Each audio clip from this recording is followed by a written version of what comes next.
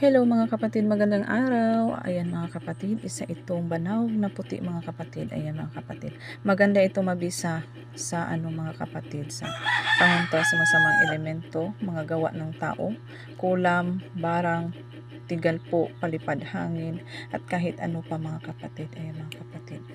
No, ilalagay lang ito sa langis mga kapatid, at pwede din itong inumin mga kapatid, no. Ilagay sa tubig mga kapatid, no.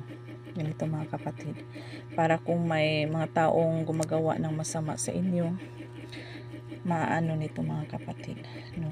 Ayan mga kapatid. At ito naman, meron akong dito, yung pandakaking itim mga kapatid. Ayan, katulad din ito mga kapatid. Ayan, parehas din sila mga kapatid. Pangontra din ito sa mga masamang elemento mga kapatid.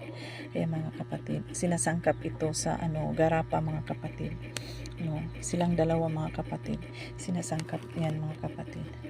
Kaya maliit na lamang ito kasi may humingi sa akin ito mga kapatid, at binigyan ko naman.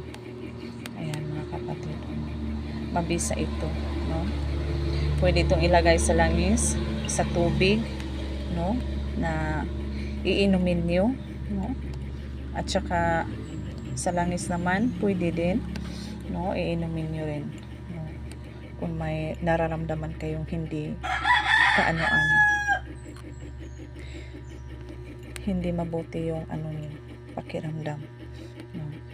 So, ito lamang mga kapatid. God bless po sa ating lahat. Ito lamang ang ko.